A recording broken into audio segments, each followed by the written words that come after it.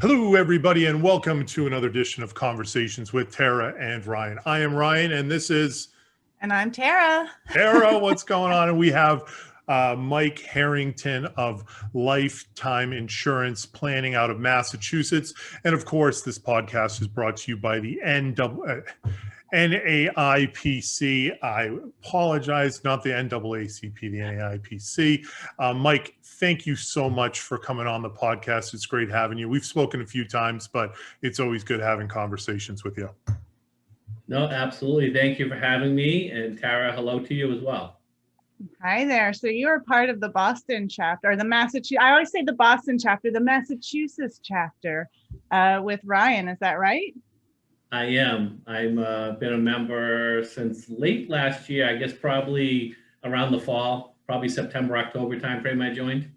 Nice. I think he refers to himself as Ryan, King of the New England lands or something like that, now that he's taken over as chapter leader. That was just a joke, everybody. It was nobody was stepping up to be the president, so I said I'd be the president, and throwing a little Game of Thrones reference in there. I like it. I said that makes me the queen mother or the mother of something, I guess, if I'm the the programming director. I don't know. So how are things up there in Massachusetts with the chapter there and your involvement? Are you enjoying all of the great things that Ryan has to offer? I am, and Ryan has done a great job with the chapter. He invited me last year, and I thought about it. I didn't think about it for too long, and I thought it was a great opportunity for me to grow my business, to meet other professionals in not exactly the exact same thing that I do, but other areas of senior living and how different professionals can help seniors as we all age. So it's been really good, actually. That's great. We just had a board meeting last week. Ryan is on the National Board of Directors, and long-term care insurance came up as one of the hot topics on the list. So I'm curious to hear your take on where the industry is right now and where it's going, because I am coming up on the age where I need to start paying attention to these things. I will be 45 in July, so I think it's time for me to start thinking about long-term care insurance. Yes or no? Certainly, everybody thinks about it at different times for different reasons. It could be a financial obligation where they may be needing to hold off because financially they just need to wait for maybe they're funding college tuition for their kids or whatever it may be. There's never a time where it's really too early to start thinking about it. In terms of the industry, there's a lot of different solutions that are available to folks. Solutions are unique. I talked about this recently with a couple. Just because you may know somebody that has a policy or doesn't have a policy, or has a policy, doesn't mean that same policy is right for you. And what I try to do is start with education. Just get a sense of what do they know about the industry, what have they heard, kind of level set and proceed from there. And it really starts with a conversation. Typically, there's 3 or 4 meetings or conversations where I'm helping someone make an appropriate selection for them and their own real needs. What's interesting about what you do, or at least from the conversations I've had with you, is that you're really a lot of your focus is on education and showing people that maybe what you heard about long-term care insurance 10 years ago or 15 years ago is quite different now, and there are affordable options there. I mean, you can get anything from the affordable option, and I'm sure all the way up to Cadillac options, and there's a much wider range of age ranges, that people can get involved with long-term care. Maybe you can speak a little bit about that. Sure, and you're correct. Number one, you are absolutely right. I would probably think the best way to think about it, there's a lot of flexibility in terms of the solutions that are available. And some of the things I may say are unique to a specific company. And by that, I mean, every company may have different payment options. So not every company, well, every company has an annual payment option, right? But some companies have single payment options. And clearly that's not going to be right for most people, but there's different funding strategies where that could be very useful for certain people. There's, as we know, there's different types of insurance, right? There's traditional long-term care insurance, which is just pure insurance for a long-term care event. There's hybrid policies where they provide long-term care benefits and a death benefit if you never need long-term care. There's annuity products that have some sort of long-term care component associated with them. And often that can be more suitable to people who may not qualify for any of the other options. And essentially what happens is there's some benefits that become available should a long-term care need arise. And when I talk about payment options, there's things like a 10-pay. So you can do a payment over a period of 10 years.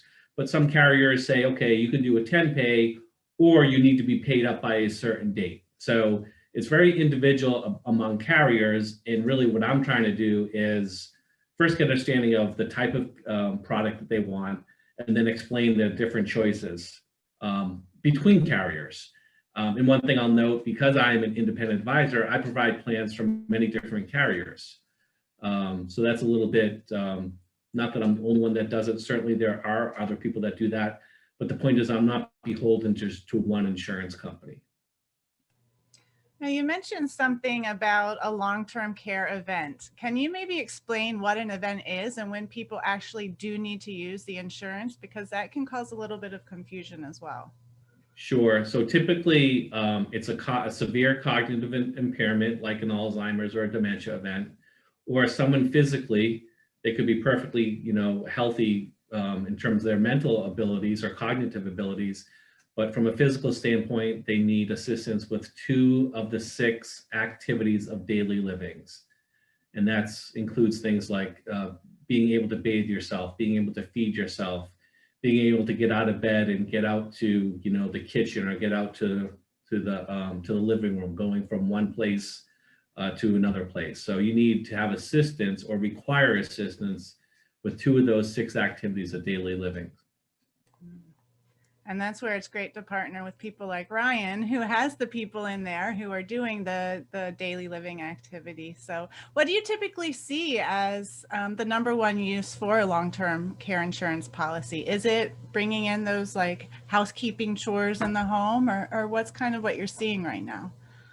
I think it's typically care is starting in, receiving care is typically starting in one's home. And I think most people would prefer that, or an assisted living facility. And, I think over the last year with the pandemic, when we look at who is affected to a large degree in terms of the fatalities, right? It's most of it has happened, or a large percentage of it has happened in nursing homes, right? So nobody ever says, I want to go to a nursing home, right? So if you can receive care in home, and you can receive care from a company like Ryan or another assisted or other home care agency, I think that's preferable for most people. They want to stay in their home. Now, does that mean that everybody would? Absolutely not, because specifically where I live in the greater Boston area, there's a lot of newer facilities for assisted living. And these facilities are quite nice, and they do a good job with providing not just a safe, clean living environment, but a lot of them have activities, social activities, and the food quality is quite good. So certainly those can be attractive for people, but generally speaking, that's going to cost you more money. Sure, yeah.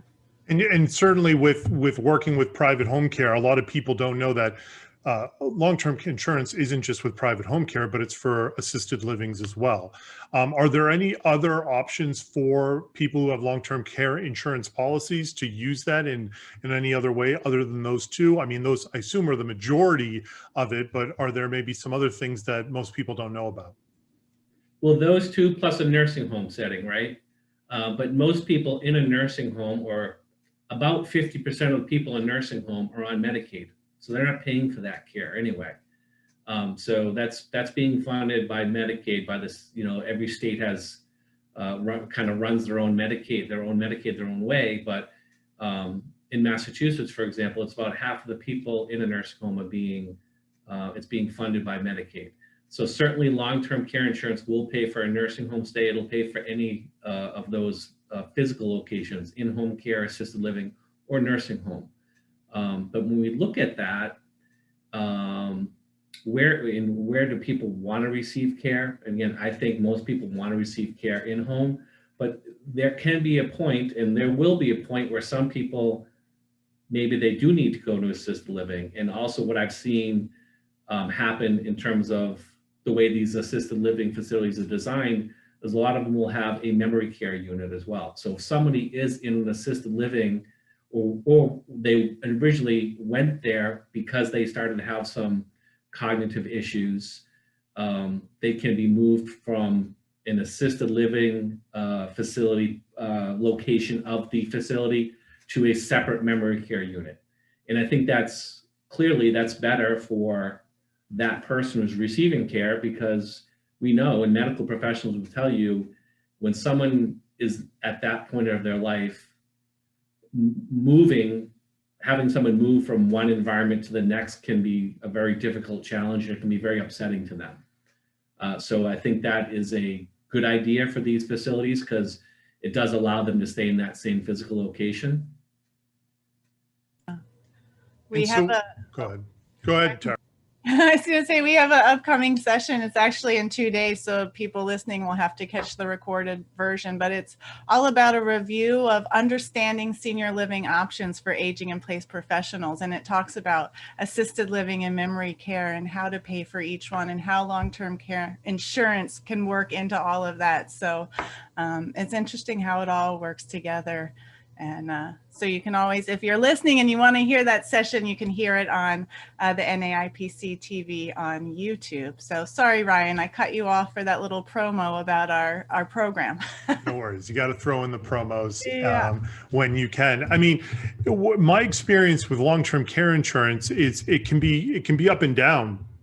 One of the things that I think is really good with long-term care insurance, and part of the things we were talking about on the previous board of directors, and what I mean by up and down is that you have people like Mike who are really good at what they do, and then it can be very complicated or confusing on how to get those benefits going. People sign contracts all the time, myself included.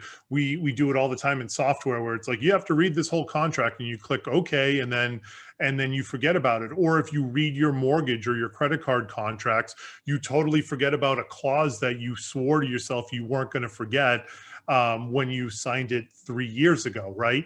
And so what do you do? What do you talk to families about and try to help families when they're on the back end and they're trying to receive those benefits when it's been 3, 4, 5, 10 years since they signed that agreement with you or somebody else, that they're getting confused and frustrated and impatient about how that process goes? Yeah, so it's a great question, Ryan. It's a great point. So, and I'll kind of start from the beginning. What I do with every single one of my clients, whether it's a long-term care client or any other type of client, at a minimum, I'm checking in with them a couple of times a year at a minimum.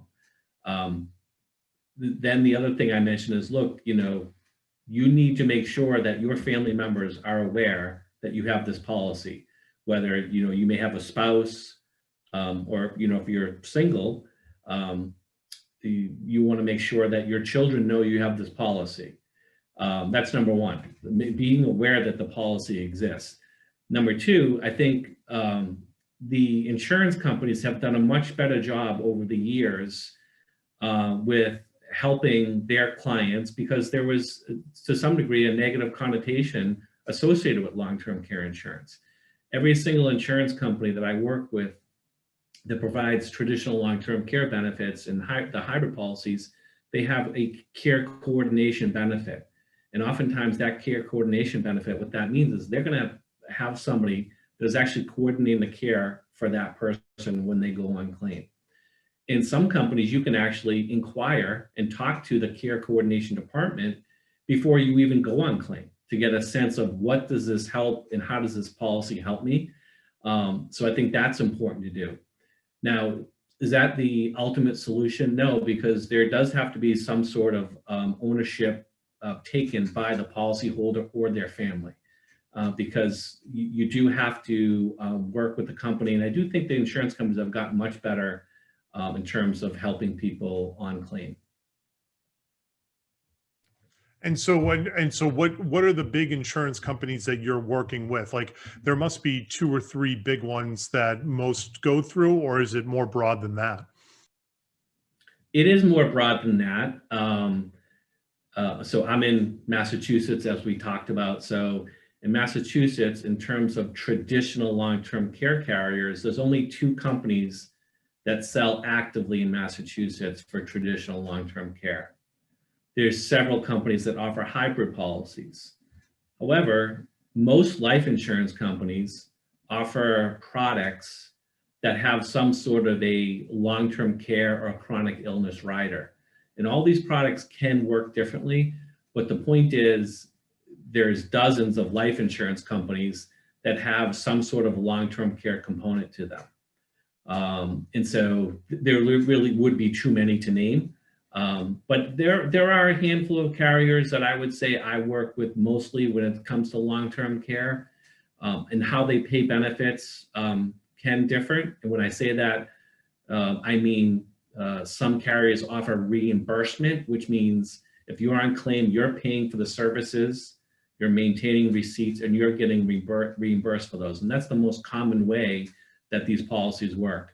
However, there are indemnity policies where you're receiving a check on a monthly basis based on what the policy provides, and it's not a reimbursement model. There's no receipts necessary. So those do work altogether different. But in terms of the number of companies and who's better and why they're better, things change. I don't want to say monthly by any means, but they do change from time to time because companies have to reprice their products. Another good example is less than 2 years ago, it's only been about 18 months since one company, their product that became available in Massachusetts, the product was available before this, but what is now available from that company in Massachusetts is way better than it used to be, and offers unlimited benefits. It's not right for everybody, but it can really be a flexible product that can address the extended care needs when someone is on a claim for an extended period of time. And typically, again, that's Alzheimer's, someone who's on a claim for say 5, 6, 7 years. That product works fantastic for a situation like that. Perfect. Well, I mean, now getting back to the NAIPC and trying to rope that a little bit into this, since we are on the NAIPC podcast, what was kind of the reasoning that you decided to join? Obviously, I kind of introduced you to it, and you decided to make that commitment. And kind of what have you found about the NAIPC thus far? Well, quite frankly, the main reason I joined was to grow my business. But I think when myself or any of us join these associations, we learn from other professionals who are members. We learn how they help seniors or could potentially help our own clients. Ryan, I've known you for 3 or 4 years now. Obviously, you provide home care in a specific geographic region, right? And I've had situations where I've had clients ask me about, hey, do you need a home care provider? And you've told me, look, Mike, that where that person lives, that's too far from me geographically, doesn't work great for me. But you've been able to connect me with another person or someone I've met through the NIPC. Things like reverse mortgages. So I've met a couple of people through the NIPC that specialize in reverse mortgages. And quite frankly, I really never understood how reverse mortgages work because that's not my specialty. But it's, that's another way that those professionals can help people, or somebody that maybe didn't proactively plan for a long-term care event, and they can utilize a reverse mortgage to fund care as they get older. So it's really been a good experience, and I really do enjoy working with the group. Awesome. That's great. I'm sure Tara's happy about that as well. So happy, yes. Well, Wow. one thing I'll say, Tara, I do networking in other groups as well. But when you actually listen to what the people are trying to share and how they can help, there's always something that you can pick up and pass along to somebody. I was on a call earlier today and somebody asked a question about hearing aids, and someone in the group was able to help that person literally within 30 seconds. So there's a lot of value and that organizations like the NAIPC bring. And it's not just to the members, it's to the people we serve. So I think that is really beneficial to everybody. That's great. And I'm curious how you got into the senior industry, the senior world. Did it come from a specific incident in your life? It did in a way. So I've had my company for about 5 years now. And the reason I chose to do what I do is, number one, I wanted to always have my own business. But number two, my older sister got Alzheimer's at a very young age. And the things that we hear about, or people in our in our sphere, our business sphere, the challenges that come along with that. And she's had the disease now for about 7 years. And it's tough to see someone decline at any age, if we've gone through with our parents or whatnot, but somebody who's really was middle-aged and was afflicted with this disease. It's really hard on families. So I want to be able to help people and bring awareness to things that I can do to help these people, to help them prepare financially. And I think it's one of the greatest things any of us, or one of the hardest things any of us will ever face in our lifetime. Yeah. Well, if someone is listening out there and needs help with a loved one or for themselves and want to get a hold of you, what is the best way for them to reach you? The best way is probably via email. I do have a website, which is lifetimeip.com. But I also, if they want to reach me by phone, they certainly can. All my contact information is on my website, which again is lifetimeip.com. And I'd be happy to help anybody. Great. Thanks so much. I would love to maybe put together kind of something for our professional development series on understanding long-term care insurance for aging in place professionals. I think that would be something a lot of us would be interested in. So Ryan, any final closing words of wisdom?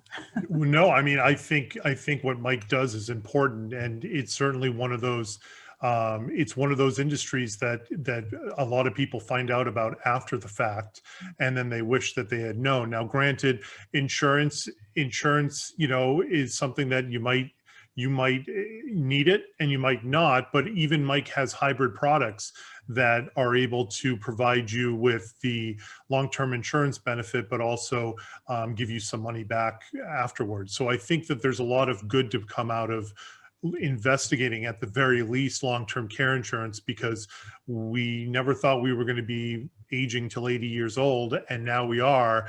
And who knows what's going to happen with modern medicine over the next 20 years or so. It seems like it will only continue to further the length of our lives. Agree. I definitely agree, Ryan, with that. Well, thank you so much, Mike, for hopping in and spending about half an hour with us. It was great to chat with you, and certainly we'll see you soon. And thank you all so very much for listening to Conversations with Tara and Ryan. We'll catch you on the next one. Bye-bye. Thank you. Thank you, Tara. Bye-bye. Bye-bye.